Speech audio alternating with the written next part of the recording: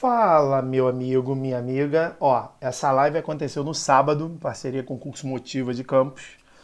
Eu de Química, o professor Dudu de Biologia. Esses foram os slides da aula. Essa é uma questão que tem tudo a ver com a parte que a gente estava falando agora de forças intermoleculares, que são as reações de formação do sabão, ou seja, as reações chamadas de saponificação. A formação de um sabão, ele é um processo extremamente simples, pode ser feito em casa.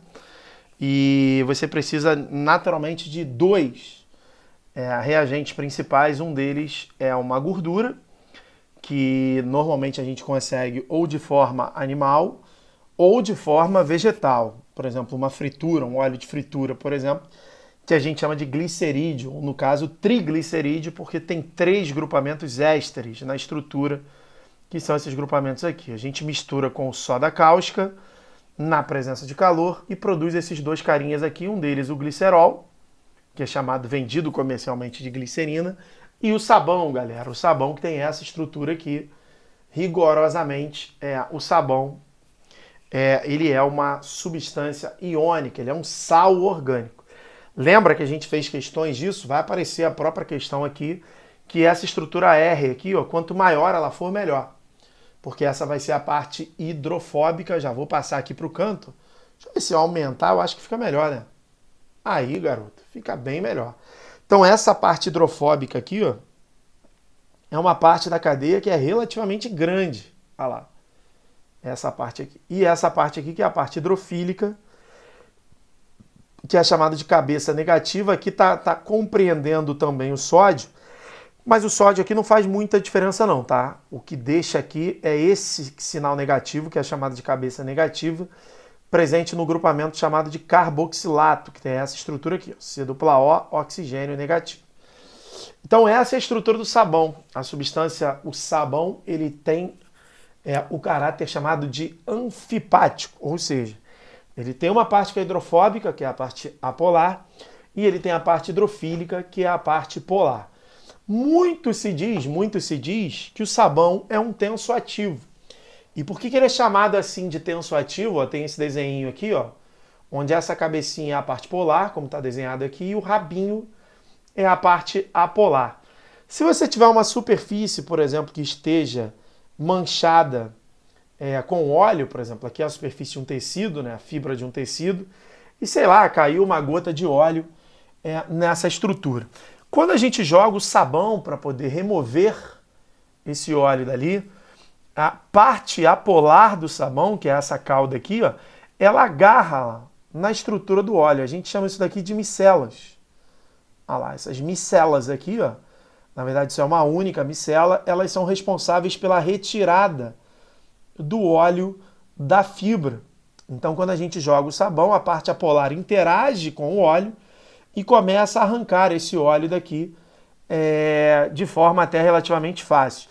E o interessante é que quanto maior for esse cabinho aqui, ó, se a gente aumentar esse cabinho cada vez mais, ó, se a gente pegar ele é desse tamanho. Se a gente pegar ele e for aumentando esse cabinho aqui, mais rápido essa remoção vai acontecer. Tanto que a gente tem alguns tipos de sabões no mercado, os sabões, né, na verdade. Ou é sabões? Não, é sabões. Sabão em pó, né? Sabões. Eu acho que é sabões. Depois eu vou perguntar a Michele. Enfim, burro demais, né? Então a gente tem aqui o óleo, por exemplo. O óleo. E esse pedacinho aqui, quanto maior ele for, galera, esse pedacinho apolar aqui, mais rápido ele vai remover a gordura nessa parada chamada de micela. Beleza? Por isso que a gente diz que o ânion do sabão, ou seja, esse pedaço aqui que é o ânion, que não tem o sódio, ele tem propriedades de tensoativas, beleza? E uma coisa que é muito dita aí, por exemplo, hoje em dia, a gente está vivendo essa pandemia mundial aí, né? Que o sabão ele destrói a camada lipídica, que é uma camada apolar do vírus, e ele acaba, digamos assim, destruindo ali o material genético, que é praticamente varrido pela mistura sabão e água. Então, por exemplo, a gente tem o vírus aqui, né? Olha lá. Ele diz que está envolto por uma membrana lipídica, que é uma membrana de gordura. E quando a gente joga o sabão, olha lá, de novo aquela figurinha, parece um espermatozoide. essa figurinha aqui, você tem a cabeça negativa e o corpo, que é um corpo apolar, ou seja, uma cauda chamada de hidrofóbica. E tal qual aconteceu aqui, ó, onde a cauda hidrofóbica agarra no óleo, essa cauda hidrofóbica aqui, ela agarra nessa camada lipídica, que é aqui, ó, tá representada aqui, ó, a camada lipídica.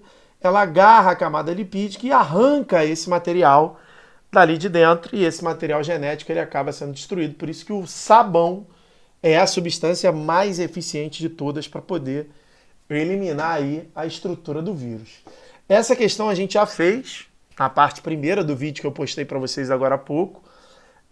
Os tipos de interação, né, que existe, que o cara diz aqui que quanto maior for a magnitude das interações entre os fosfolipídios, menor será a fluidez da membrana.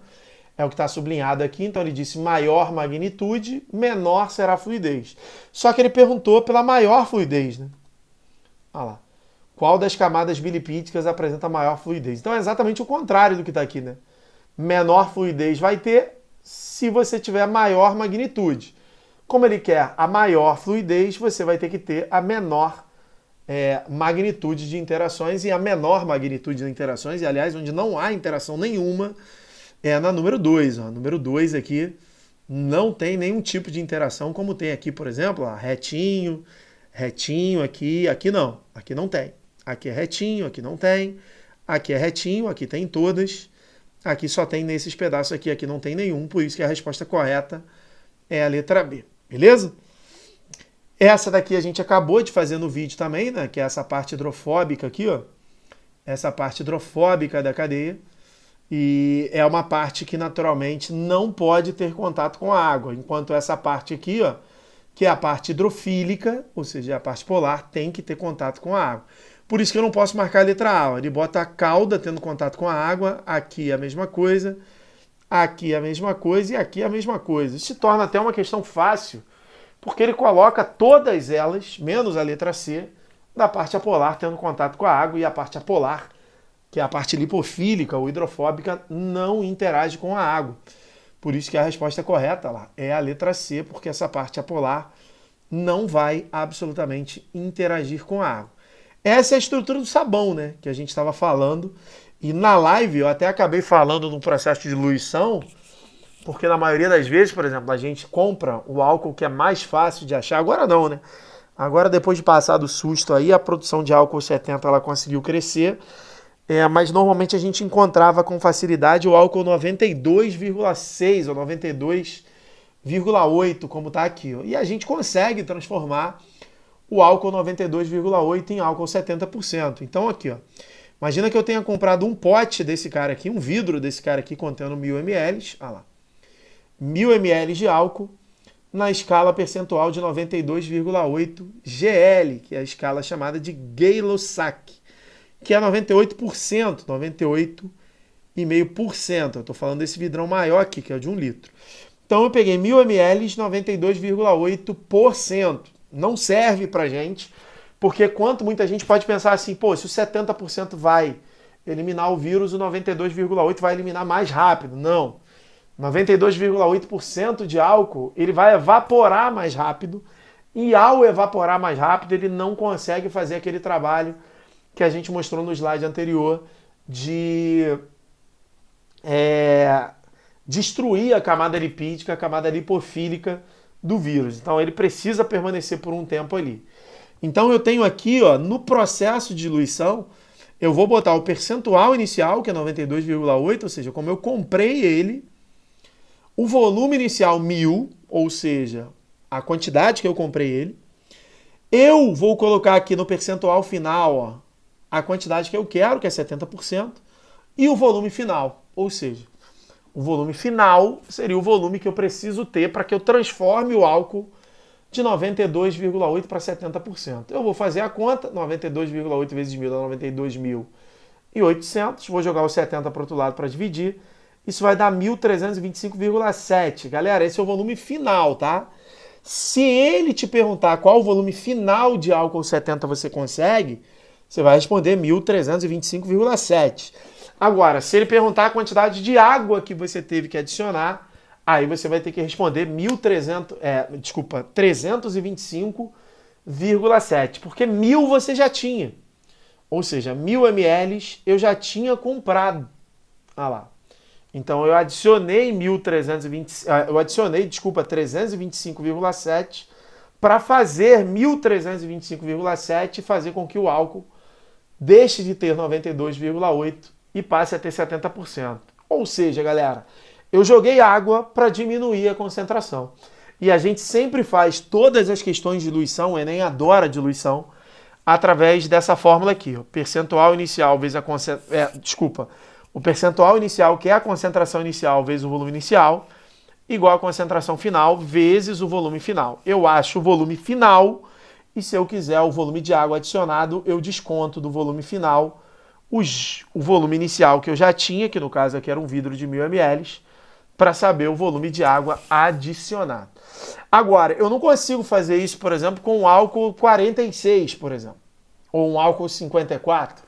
Se eu tiver um álcool 54, eu não consigo adicionar água nele para fazer com que ele fique na concentração de 70. Aí teve um aluno outro dia que me perguntou assim, pô, Légora, então se eu tiver um álcool 54, eu não vou conseguir fabricar álcool 70. Não, você consegue fabricar álcool 70, mas não fazendo uma diluição. Você vai fazer uma mistura. Você vai pegar o álcool 54, vai misturar ele com o álcool 92,8 para encontrar o álcool 70. E a gente vai usar essa fórmula aqui, ó. Concentração do primeiro pote vezes o volume do primeiro pote. Concentração do segundo pote vezes o volume do segundo pote é igual a concentração do terceiro pote vezes o volume do terceiro pote. Como assim? Não entendi. Simples, ó. Imagina que você tem um álcool 92,8 e um álcool 54. Bom, esse daqui não tem eficiência para remover a camada lipídica do vírus. Esse daqui, ele não consegue remover a camada lipídica do vírus porque ele vai evaporar muito rápido. E eu só tenho esses dois. Eu só tenho o 92 e eu só tenho o 54. Esse daqui eu posso diluir para chegar no 70. Esse daqui não. Mas eu quero usar esse cara. E aí o que eu vou fazer? Eu vou misturar o 92 com o 54 para chegar no 70. E a gente chama isso de misturas. E aí a pergunta que a prova vai te fazer é quanto que eu tenho que usar de um, quanto que eu tenho que usar de outro. Ah lá, quanto usar de cada um para fabricar os 1.000 mililitros de álcool 70. Então eu vou pegar o percentual do primeiro, que é 92,8, o volume que eu vou usar do primeiro, que eu não sei qual é, o percentual do segundo, que é 54%, e o volume do segundo, que eu também não sei qual é. E aí eu vou querer o percentual final, que é 70%, e o volume final, que é o somatório dos dois volumes, ou seja, de V1 e V2. Vamos fazer isso. Vamos ver o que a gente precisa fazer para misturar dois álcools, uma com concentração 92,8, outro com concentração 54, e a mistura desses dois resultar no álcool 70. Vamos lá? Ah lá. Eu quero saber quanto será usado do álcool 92,8 e quanto será usado do álcool 54 para fabricarmos 1.000 ml do álcool 70. Tranquilo? Então vamos ver o que o cara quer. Então eu vou pegar aqui ó, a fórmula que eu falei para vocês, ó, o percentual do primeiro álcool 92,8 vezes o volume que eu não sei qual que eu vou usar, mais o percentual do segundo álcool vezes o volume desse álcool que eu não sei quanto vai usar. Isso vai ser igual ao percentual vezes 1.000. Beleza?